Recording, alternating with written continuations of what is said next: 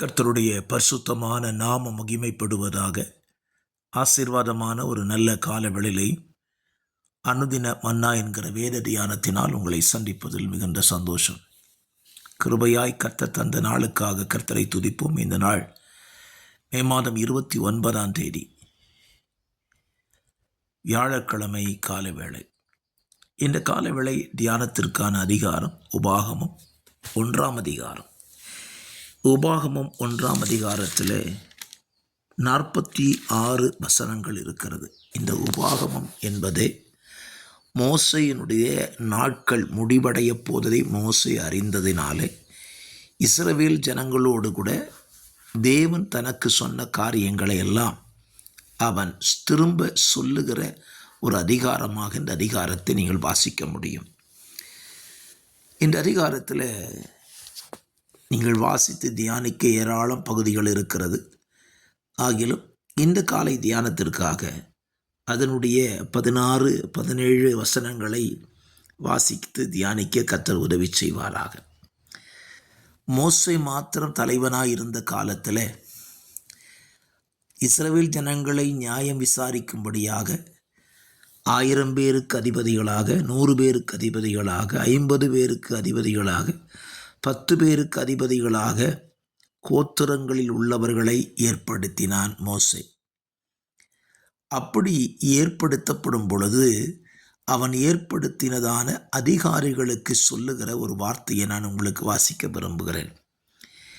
நீங்கள் இரு தரத்தாருடைய வியாச்சியங்களை கேட்டு 2 பேருக்கும் விசாரித்துட்டு நீதியின்படி தீர்ப்பு செய்யுங்கள்.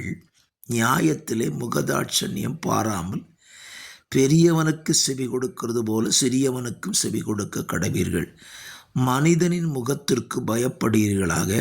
நியாய தீர்ப்பு தேவனுடையது. இந்த வசனம் இன்றைக்கு நாம் கவனிக்க வேண்டிய வார்த்தைகள் தான்.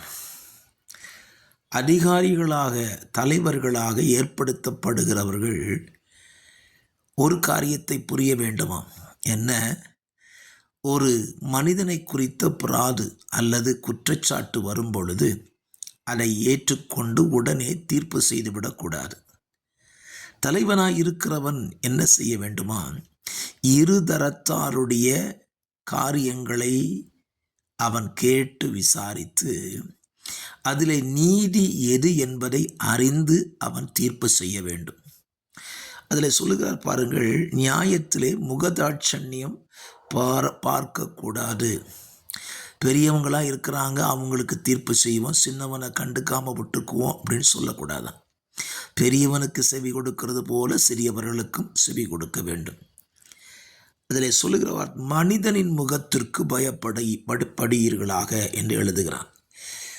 என்னை கேட்கிற அருமையான கர்த்தருடைய பிள்ளைகளே, உங்களை கர்த்தர் சபைகளிலே தலைவர்களாக, ஸ்தாபனங்களிலே தலைவர்களாக, உங்கள் வேலை ஸ்தலங்களிலே தலைவர்களாக, அதிகாரிகளாக ஏற்படுத்தினால் உங்களுக்கு கீழ் இருக்கிறவர்கள் மேல் வைக்கப்படுகிற குற்றச்சாட்டுகளை குறித்து நீங்கள் விசாரித்து அவர்களையும் அவர்களுடைய காரியங்களையும் கேட்டறிந்து எது சரி எது தவறு என்பதை தேவனுடைய ஒத்தாசையோடு கூட கேட்டு செய்வீர்களானால் அதுவே தேவனுக்கு முன்பாக பிரியமாயிருக்கும்.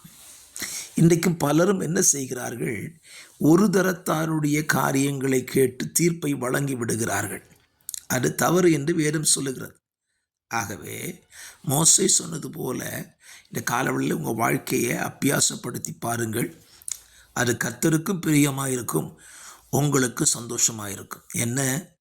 நியாயத்திலே முகதாட்சண்யம் பாராதிருங்கள், மனிதனுக்கு பயப்படாதிருங்கள், இருதரத்தாருடைய காரியங்களை கேட்டு நீதியின்படி தீர்ப்பு செய்யுங்கள். நியாய தீர்ப்பு தேவனுடையதல்லவா? நியாயம் தீர்த்தால் தேவன் சரியாய் தீர்க்கிறவர் அல்லவா? ஆகவே அதை செய்ய பிரயாசப்படுங்கள். கர்த்தர் உங்களை ஆசீர்வதிப்பார். பரிசுத்த பிதாவே, இந்த காலை தியானத்தின்படியே ஆண்டவரே, எங்களிடத்தில் வருகிற காரியங்களை இருதரத்தாரையும் கேட்டு சரியான தீர்ப்பு செய்ய உதவி செய்யுங்க. உடைய பிள்ளைகளை அப்படியே நடத்தும். இயேசுவின் நாமத்தில் ஜெபிக்கிறேன் பிதாவே. ஆமேன், ஆமேன், ஆமேன். God bless you.